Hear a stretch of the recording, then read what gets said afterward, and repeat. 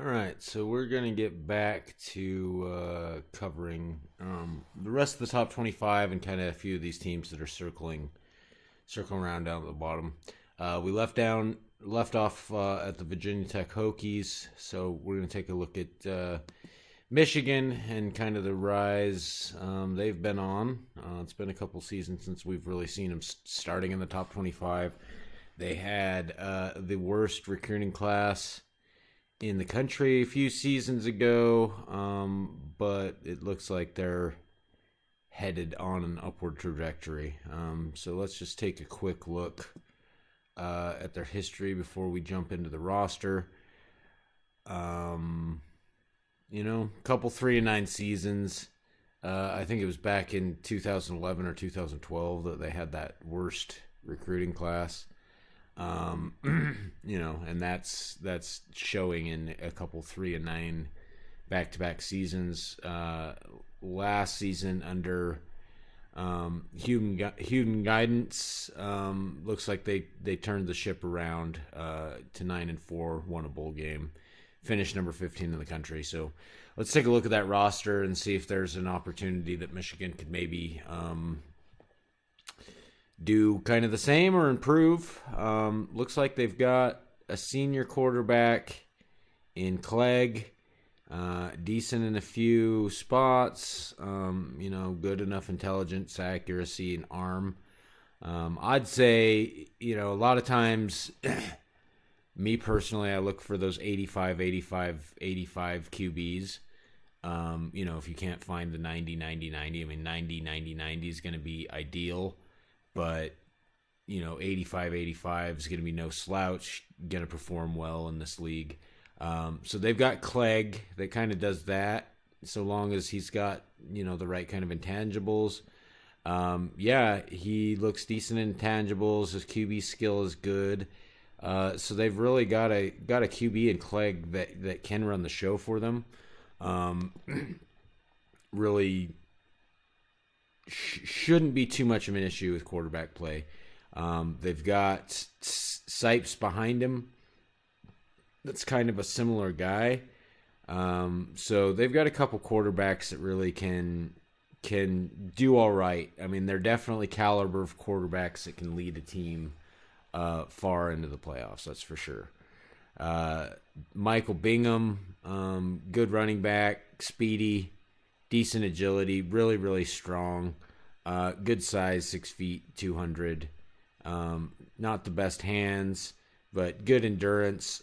Everything you're going to ask at a running back. And they've got Turner as well. Valdez. They've got a lot of options. So, and they've got speed out of the backfield. So that's kind of something I look for. You can win a lot of games without having elite players at the skill positions. But I've yet to see an elite team, without a fairly decent, close to that 85 QB. Same with running backs. I feel like if you don't at least have some speed somewhere in your backfield, I mean, you can get off. Utah starts, for example. Their running back has 86 speed, but he balances out with 94 agility. Really strong guy. But I see a lot of that here with Michigan. So they're a strong team, should be strong again. Should improve on that 9-4, honestly. I mean, I'm looking at their guards now, and they've got good guard play, strong guys, decent pass blocking, decent run blocking, and they're about 4 deep, it looks like, on guys that can play that position well enough to compete in the playoffs. The tackle position, that's one. They've got decent starting tackles. Merritt probably at the left tackle spot. But then they've got Eagle, Aaron's. They've got some options and definitely a little bit of depth there. Center might be the only real question mark. Just that lack of speed, and if they've got the speed, run blocking, that kind of thing. But I look over that squad so far. I mean, we haven't looked at their receivers yet, but the line, the running backs, quarterbacks, they've got the talent that would be necessary for a top 10 team, team vying for the playoff spot. They're one of the only teams as we get to their wide receivers. So yesterday I was talking about that kind of 90-90-90 that is the elite of the elite receivers. And Diaz, I mean, he's about as good as it gets. He's also got that wide receiver skill over there, decent competitiveness, but he's got that 90-90-90, and he's 6'5", 206. So Diaz really should be one of the best receivers in the country. Caught 46 balls for 910 yards last season, 9 touchdowns. So Diaz really should be great. They've also got Littlefield, who's approaching that 90-90-90 as well. So he's coming in as a freshman, but 90 speed, 92 agility, 84 in hands. I'm happy. That's an elite wide receiver. I mean, that's a receiver that should be playing on Sundays. That's for sure. That's that 90-90-90 that you don't see a ton of, but you'll see a handful, and you'll definitely see at least one of those players typically on the elite teams, a guy approaching or being in that 90-90-90. Some of the teams you'll even see two, as we're looking at we're looking at Michigan right now, and they've got Littlefield that's close to that 90-90-90, and they've got Diaz that is that 90-90-90. So I'm excited about the Michigan offense. They've got the running backs, they've got the quarterbacks, they've got 2 elite receivers. They don't have a ton of depth at receiver. They've maybe got Reinhardt that can fill in some spots. His agility's not great. His speed's a tick slower, but he can fill in some minutes. They've got decent enough tight ends, so you're going to see some 3 wide receiver sets. Maybe they'll run some 2 tight end stuff and kind of mix and match between this bunch of players. They've got 2 super elite wide receivers, though. Littlefield says an 89, but I'd consider a 6'3", 204, 90, 92, 84 guy to be elite. I mean, he's among the top receivers in the country. So cornerback, it looks like they're pretty solid there as well. Decent enough speed. They've got a 91 guy, an 89, 88, 87, 86. Decent agility. They've got cornerbacks. That's another one I like to find. That's another thing, that 90-90, if nothing else. I might pick a guy like John Kelly over Santiago Washington, but probably not. The game rates Kelly better. I like that 91-90. I like the 87-87 too. Kelly has a touch more strength, better tackling, but on third downs, especially third and long situations, I'm probably going with Santiago. Cover those long passing routes. While he's not going to get a ton of interceptions and he's not a great tackler, he can cover space very, very well. Linebacker, they're good. I see, 3, maybe 4 or 5 deep at linebacker. So they should be pretty successful. I'm looking at their squad, and I like what I see out of Michigan. I like the diversity. I like that they've got elite players at running back. They've got a guy approaching elite. He's kind of got that second-tier QB. Like I said, I like those 90-90-90 guys, but they're pretty rare for QB. You're maybe going to find 2 or 3 of them. throughout the country. So the next thing for me is those 85 guys, and they're good as well. They're approaching elite. There's that tier right below those, 3, 4, 5 elite guys that hit that 90 threshold. Defensive end, they're solid. Free safety, solid. Good speed. That's a lot of what I like to see. You've got to have some speed to be elite. I've yet to see a team that rolls out, 75 speed free safeties and wins a lot of games, unless they're in a smaller conference. I wouldn't expect that out of Michigan, but Michigan does look like they've got the talent. They've restored the cupboards after those couple recruiting classes that weren't the best early in the league, but they've replenished talent well, and I think they'll compete. I think they'll be up there in the upper echelon of the Big 12 or Big 10. They'll be, they're in that Eastern Division, so they've got Penn State, Michigan State's over there. So it's maybe a little tougher than the other side, which just Iowa in the top 10. But Michigan's human-controlled, Penn State isn't. So I'm going to go ahead and say I think it's going to be Michigan and Iowa in the conference championship. But, that's why we love college football, is seeing some of the surprises. So, maybe we'll see a few surprises as the season goes on. But on paper, Michigan looks like they've got a really solid team. So with that, let's move on to 22, and I think that might be a CPU team. 22 is Notre Dame, rival of Michigan. Another team that's kind of been not really at Notre Dame standards over the last few seasons. Let's take just a quick peek at their history. 10-3 last year, finished 13, 9-4 the season before. So they're kind of on an upward trajectory.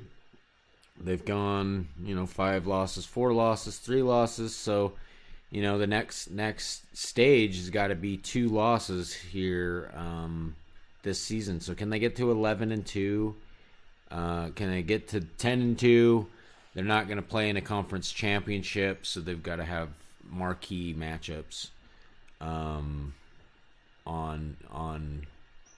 their non-conference slate, which they typically do. But some of those teams that are typically on Notre Dame's schedule haven't been performing really either. So let's just take a brief look at Notre Dame's schedule before we run through the roster really quick. So they've got Miami. If Miami lives up to the billing, if Michigan lives up to the billing, Michigan State lives up to the billing, USC. USC's been in adversity for a few seasons now. They haven't really done well in that Pac-12 South. But that should be a good enough schedule. You win all the games put in front of you. That should be enough for a team like Notre Dame to get into the playoff conversation. But they've got to be able to win all these games. And without a conference championship, there's not an opportunity to redeem yourself and kind of get that. It's not an auto bid, but if you win a big conference, you're probably getting into the playoff. They don't really have that. So they've got to make sure to not have any inexplicable losses, and they've got to win the games put in front of them. So they've got a favorable enough schedule, it appears. Looking at their roster, they do have, let's see, I need to fix the, there we go.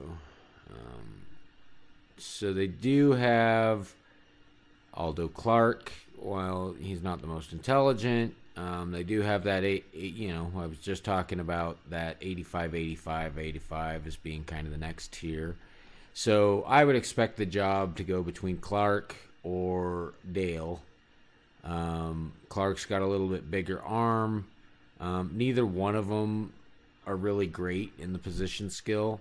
Although Clark has a little bit more skill, Dale has more intelligence. So, but you could go with either one of them, and I think do pretty decent in the league.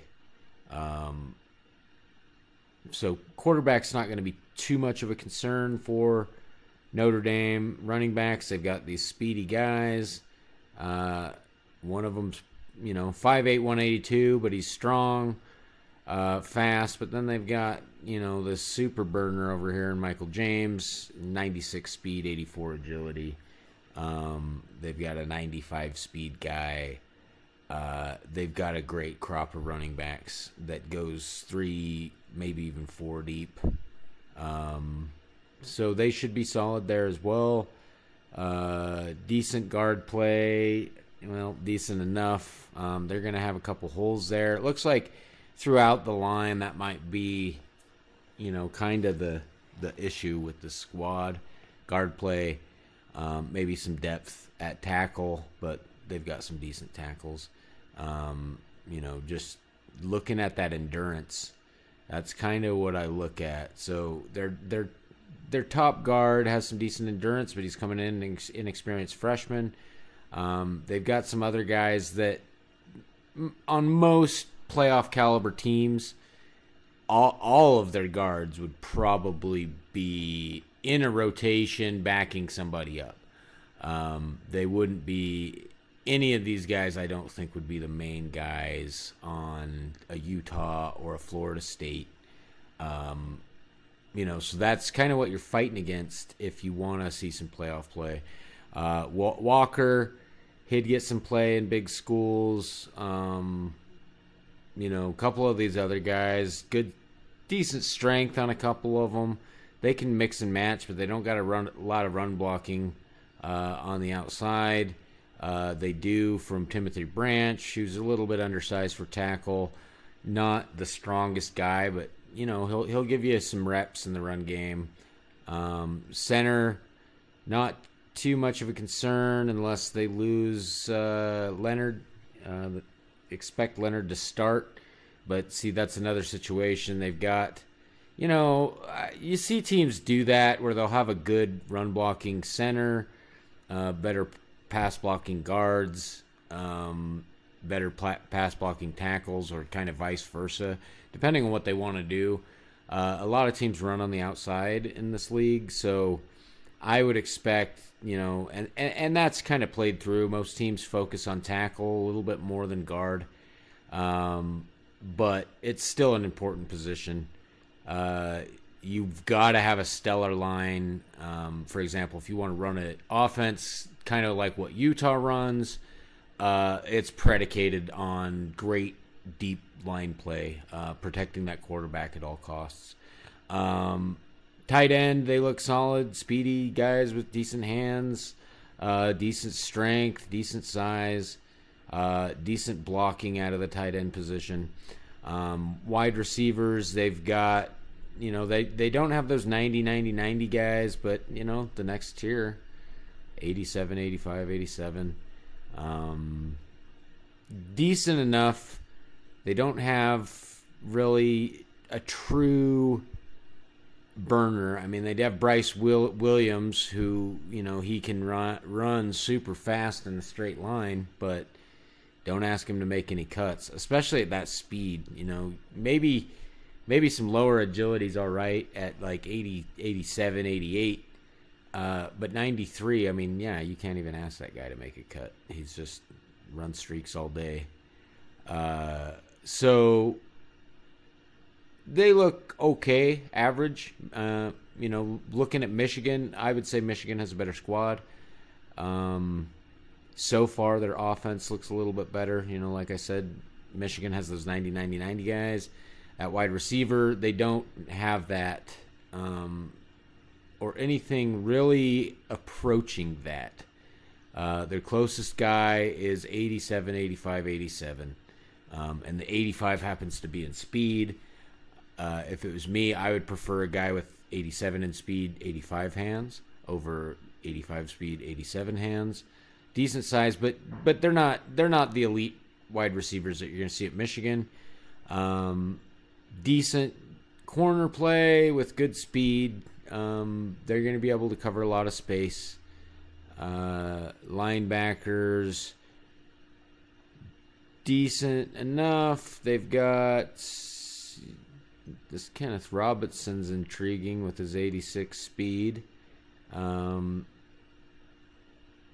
They've got some guys that can play there for sure. They don't have a ton of speed out of the position. After Robinson, they dip down. Their next two are 73 and 72. You're going to see a lot of those elite teams, especially at linebacker. They're going to have 3, 4, 5 linebackers up above 80 speed that also tackle well, also have decent agility and decent strength. So these I'd say are a tier under the truly elite teams in terms of linebacker. Defensive tackle, they should be okay. Couple strong, big heavies. Collins is maybe a little undersized, but he's strong and lean. Not the quickest, so that's kind of an issue when you get on those undersized guys. It's like, okay, I can take that 294, but he's got to be quick. Well, he's one of the slowest D tackles on the team. So Laws is decent. He's a little bit slower as well, but he's going to clog the middle a little bit more, as he's got about 16 pounds on Collins up there. But decent enough defensive tackle play. Not truly elite guys, but guys that are approaching there. Definitely some, competing for all conference type players. D-end, they've got decent guys as well. Guys that would play at any of the big schools. Free safety seems fine. They've got decent speed between 3 guys at free safety. Decent speed between 3 guys at strong safety. And probably, some of these guys could fill in either position. You might see some of these guys in some slot formations. Ralph Gonzalez, he's kind of a mean machine. He's approaching, what I like seeing out of defensive backs is that 90-90. But he's 6'4", 222 and doing 87 speed, 90. He's strong, good tackling. So, a lot of times these guys, you might end up seeing them converted to a corner. In fact, we lost a guy that we had just converted that's almost exactly this guy. He had 88 speed, 90 agility, good tackling. We converted him to a corner. He decided he wants to transfer and is now over at Florida State. And that's Neil Davidson, and we definitely expect him to see him play over there. But Notre Dame, that's kind of where they're their most elite, is probably at safety. Like I said, good QB play. They don't have that 90-90-90, but they do have the 85, 88, 88. So they've got guys that are approaching the elite of the elite, but not quite there, and that's kind of, fitting for their number 22 ranking. So I expect them to kind of, maybe be a few ticks higher than 22, maybe up around 15 to 18. But it all depends on how they gel and how the team plays together. But between them and Michigan, I would rate Michigan maybe a little bit better team. But Notre Dame looks like they've got the talent to compete. Could compete for a playoff spot depending on how some of the balls bounce for them. But Notre Dame looks solid. So moving on to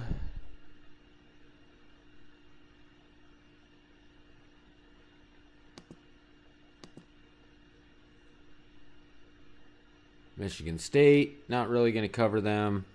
I'll cover USC. Not really going to cover any of these teams. I really don't expect any of these CPU, especially out of the SEC, are really going to do that amazing. I don't expect them to be, here at the end of the season. Any of these CPU teams in the bigger conferences, I don't expect them to be, maybe they'll swap with this group down here. So we'll cover USC. USC's under new management again. It's been a couple times now.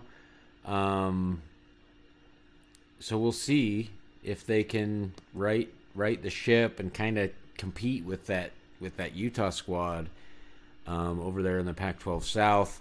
They haven't been much competition for Utah. They're not living up to USC type expectations. They're on back-to-back 7-loss seasons. So we'll see.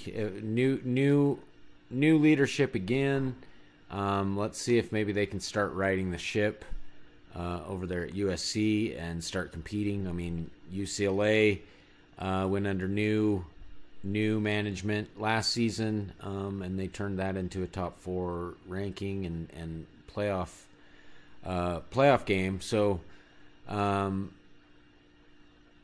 they don't really have that 90-90-90 QB. They've got guys approaching that 85, maybe the 85-80-95, 84-79-88, and Stiltner, I think, who's been their main guy. He 5 games last season. Looks like they maybe changed direction, but decent enough quarterback play. Nobody with a huge arm. That's kind of the main thing I notice is, 84 arm, 76, 75. But accurate. So hopefully, looking at this, that kind of gives me a clue on why maybe J-Ron's, that's who is managing USC, and he's had success in kind of our sister league, the CSFL. He's had success over there running a long passing scheme, but maybe the issue, he trying to do the same thing at USC. He just didn't have the QBs with the arm for him. You've got to have that if you're gonna go for kind of that.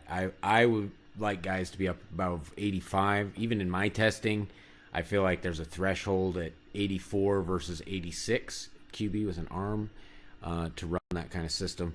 They're decent at running back. They've got a guy who can start, might play on Sundays. A couple guys, in fact, 2 deep. Maybe three guys that can fill in time there. Guard play, kind of a concern after their first tier.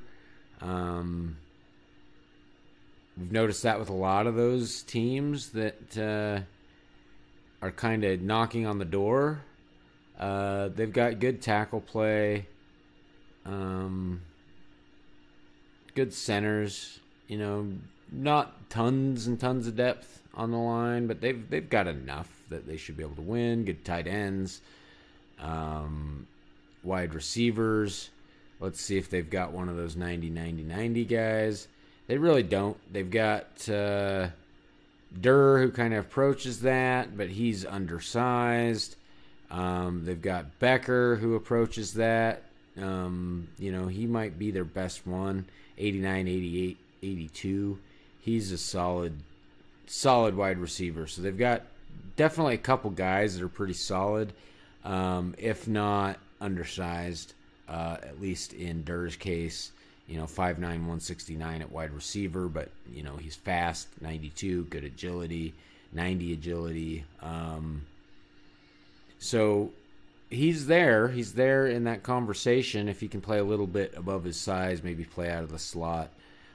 Decent corner play, decent linebacker. I mean, you look at the squad, and you wonder why USC has been 6-7. I do think it was a bit of a mismatch of systems, trying to play some quarterbacks that don't have that elite arm, and playing a little bit of a longer passing game. Defensive tackle and defensive end, maybe a little bit of a concern. D-tackle, not a lot of depth. Defensive end, they've got, they've got maybe an elite guy, and then some guys that are kind of, hovering around there, decent players. Free safeties, not a lot of speed out of the safety position. That's going to be a concern. That's going to be a concern in that Pac-12 South. You've got to face Utah once a season, and Utah's got speed everywhere. So their secondary, Utah likes to pass pretty long too, so you're going to need speed here, that you don't have. You're going to need speed out of the corners that you do have in one of the spots, but, Utah's going to be able to hit you with the slot, hit you with all sorts of different looks with speed and tall guys out of the backfield. So you need 3 pretty elite corners, I think, to cover Utah's receivers fairly well, and they don't have that. So I don't think USC is going to win the division. If we see some changes maybe in their game planning, and maybe playing a bit more to the strengths of the team instead of trying to throw some 84-arm guy into throwing some long passing. You can kind of get away with that in a lot of cases, but in an elite game, if I was facing a top 10, if I was facing Florida State and throwing this 84-arm, 79 intelligence, that just tells me so he's not the most accurate on his long throws, not most intelligent. I'm probably going to be throwing some interceptions with a guy that's 84 arm and 79 intelligence, and I'm trying to run the long passing game. I would expect to see more than my fair share of interceptions coming out of a player like that. And it looks like that's about where he was at. 7 touchdowns, 5 interceptions. So you're going to get those big plays, but you're also going to throw more picks, unless you can get that.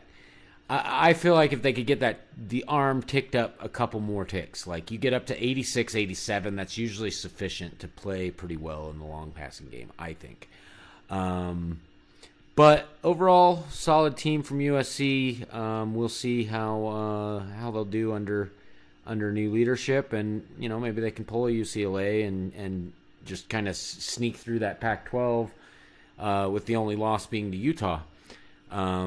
But UCLA and USC have to play each other as well, and they're kind of the two teams vying for that next tier after Utah in the division. So that being said, let's move on again to what I think we got. A few other teams creeping up here. So USC at 24. I think it's 3 CPU teams. I'm really just not going to cover these teams. They're all out of the SEC. I don't expect these 3 SEC teams to be anywhere near this position at the end of the year. One that did surprise some teams after starting out a little bit on a bad foot, had fans calling for his head with a loss to Western Michigan early to start last season. They came out with a nice top 10 ranking to finish the year. They played very well. South Carolina, maybe they'll do kind of the same and continue that trajectory that they started after they kind of got the ship righted the first couple weeks of the season.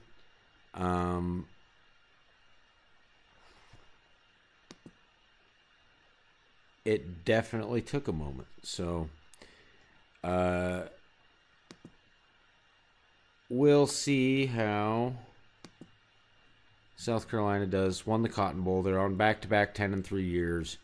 Offense was stellar last season. Let's see. Can they get to 11-2? Can they stick have a one-loss season. A lot depends on their roster, so maybe they can. I think their schedule, they've probably got the schedule to do it. Yeah, I mean, their schedule's not super tough. Hawaii, Charlotte, Kentucky, UCLA is a concern. Georgia's a concern. Florida, Tennessee, Clemson. I mean, so they've got five kind of potential losses, five tough games against human ADs. I mean, Tennessee, Florida, Georgia, LSU are all controlled by human ADs, and they've all got some talent on those squads. So we'll see if they can do that 10-3 again. They did it last season. They faced all the same teams. One of their losses last year was to a Western Michigan squad that, while up and coming, they weren't at the talent level of South Carolina.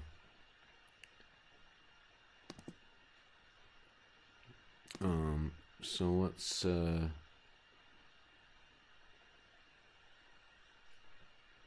dig in here.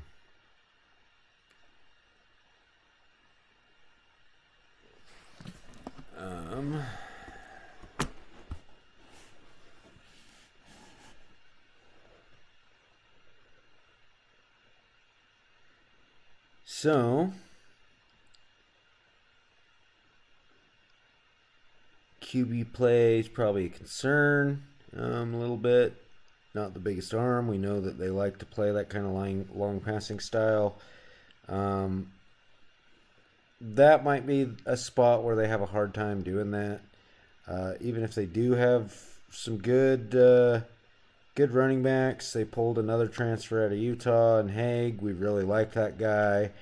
95 speed, 93 agility. Great running back, especially in the return game. They don't have a lot of depth there. And Haig can't play this year. So they do have some questions at running back. Questions at guard maybe, and some depth, but I've said that about a lot of teams.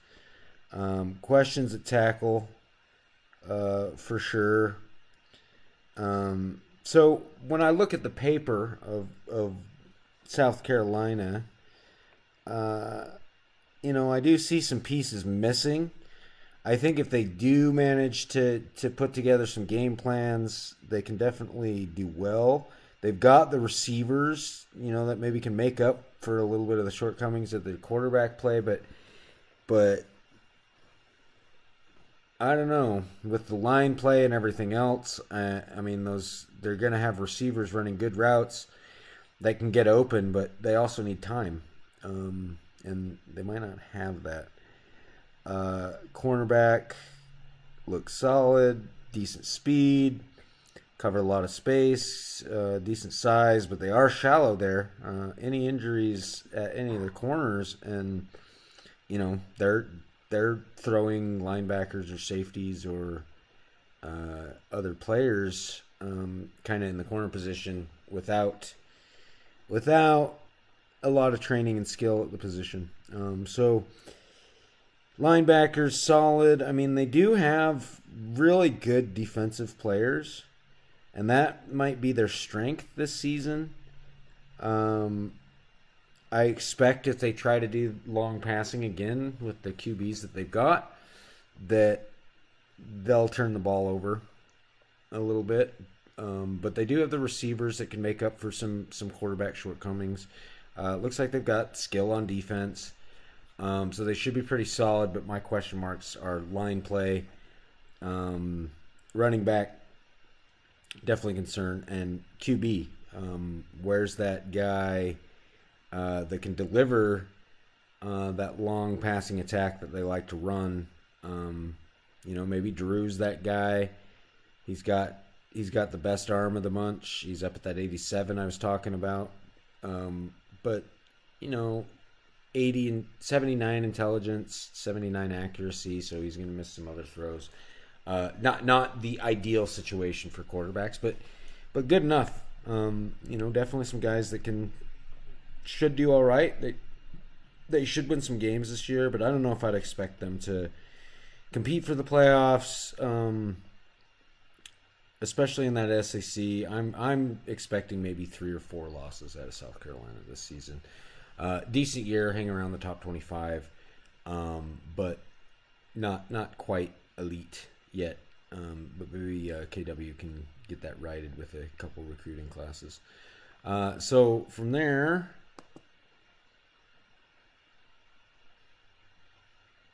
I'm going to talk about Tennessee, and then I'm going to take a little break.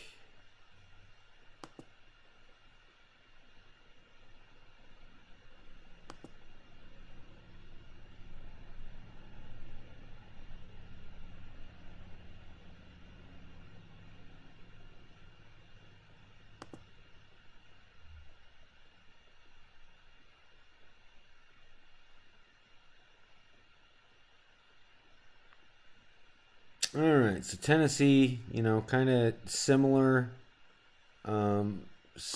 to South Carolina. Just need to get arm and everything. So, not the most intelligent quarterbacks. They do have big arm, great accuracy, decent skill, but intelligence. That's my question mark at quarterback. They're runners. They've got decent guys to run the ball for them. Really excited about freshman William Rainey. He comes in great speed, great agility. He's going to be a solid get for them. Should get the majority of the reps probably, even as a freshman. Guard play, decent on the front line.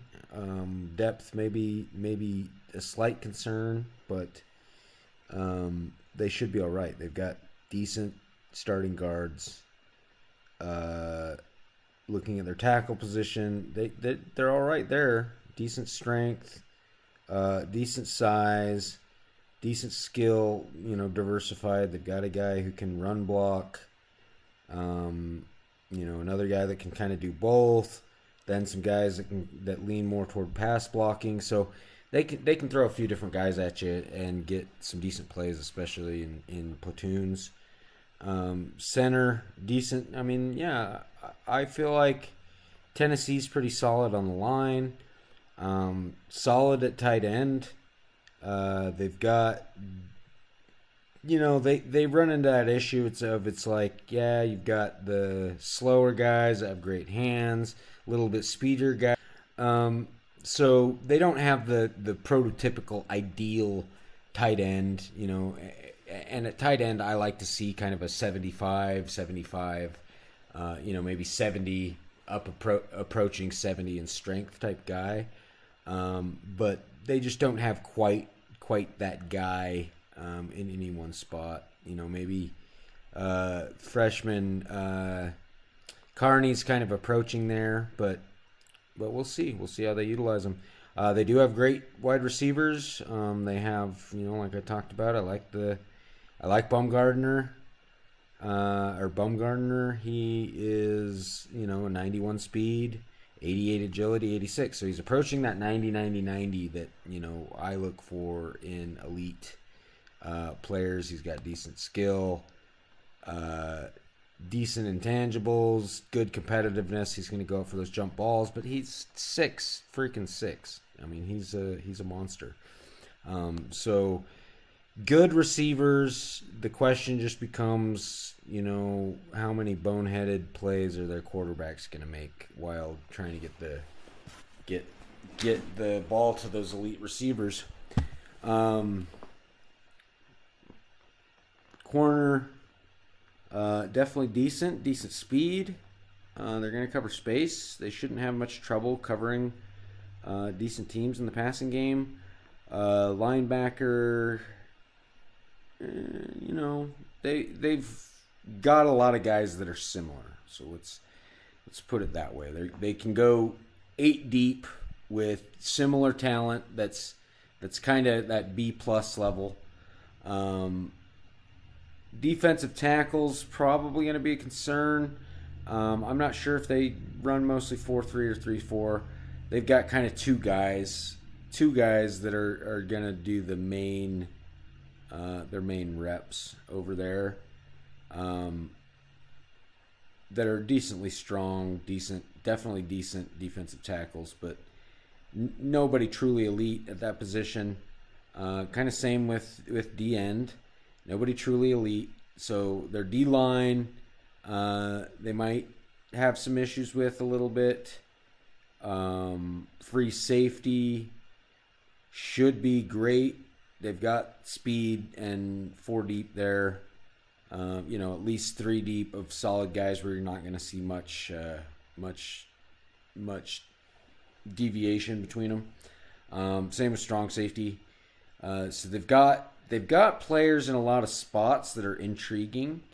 If I was putting together this team, I would be on the hunt for something approaching that elite QB level. Because if they could get an elite QB, they've got great wide receivers, several of which that approach that kind of 90 that I like.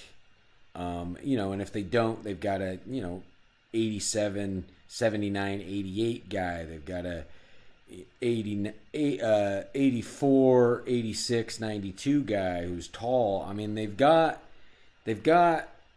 plug the holes that they might have anywhere on wide receiver very well. They've definitely got talent at that position that I really like, that will be in the upper echelon of the conference. Bumgarner's great.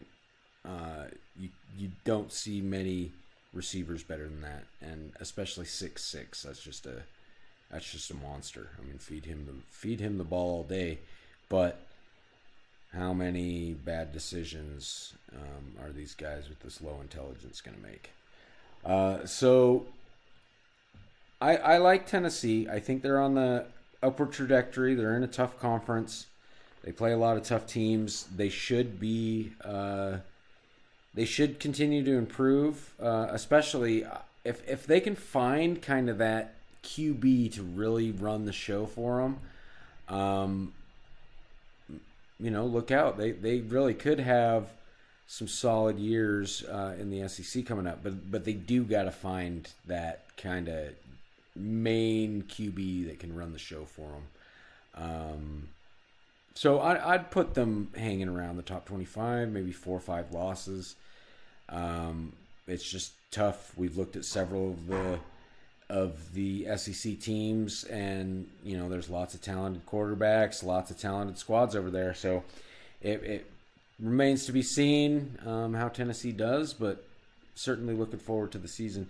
So with that, I'll definitely do a few more of the teams when I come back, but that's all I have time for this morning is getting through these few teams. So hope you enjoyed listening. I'll throw up a few more little previews as we get closer to the season opener.